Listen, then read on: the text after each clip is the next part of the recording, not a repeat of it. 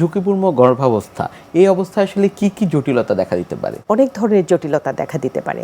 যেমন আমি যদি প্রথম থেকেই বলি যে তার বারবার বাচ্চা অ্যাবর্শন হয়ে যেতে পারে, হ্যাঁ, যেটা আমরা মিসক্যারেজ বলি।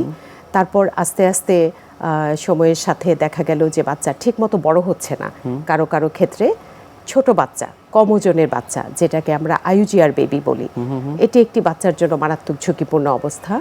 তারপর কখনো কখনো সময়ের আগে ডেলিভারি হয়ে যেতে পারে, কখনো কখনো সময়ের আগে পানি ভেঙে যেতে পারে, এবং পরবর্তীতে ডেলিভারি পরপর মারাত্মক রক্তক্ষরণ হতে পারে, এবং বাচ্চার অনেক ধরনের সমস্যা হতে পারে।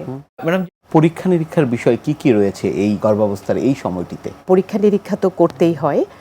মা যখনই চেক আপে আসেন তখনই আমরা কিছু রুটিন পরীক্ষা করে ফেলি, যেমন হিমোগ্লোবিন, ব্লাড গ্রুপ, তারপরে তার হেপাটাইটিস আছে কিনা, তারপরে হলো আলট্রাসোনোগ্রাম করে ফেলি। তো এখানে যেমন প্রতিটা পরীক্ষাই খুব গুরুত্বপূর্ণ। হিমোগ্লোবিন টেস্ট করে তার রক্তশূন্যতা আছে কিনা, যদি থাকে তাহলে সে অনুযায়ী আমরা ব্যবস্থা নিই। তারপরে ব্লাড গ্রুপটা, যদি নেগেটিভ ব্লাড গ্রুপ হয়, নেগেটিভ ব্লাড গ্রুপটাও কিন্তু একটু হাই রিস্ক প্রেগনেন্সির মধ্যে পড়ে। যদি তার হাজব্যান্ড পজিটিভ হয় তাহলে বাচ্চার অনেক সময় হাইড্রোপস ফিটালিস বা জন্মগতির ত্রুটি হওয়ার একটা আশঙ্কা থাকে। তারপরে আলট্রাসোনোগ্রাম দিয়ে আমরা বাচ্চার সব ঠিকঠাক আছে কিনা দেখি, এবং আলট্রাসোনোগ্রাম যদি মায়ের বয়সটা 35-এর বেশি হয় তাহলে তার 11 থেকে 14 সপ্তাহের মধ্যে আমরা একটা এন্টি স্ক্যান করি, যে তার জন্মগত ত্রুটি হওয়া অথবা আমরা ডাউন সিনড্রোম শুনেছি সেটার কোনো সম্ভাবনা আছে কিনা। পরবর্তীতে আমরা আরও আলট্রাসোনোগ্রাম করি, যেগুলোকে বলে অ্যানোমালি স্ক্যান।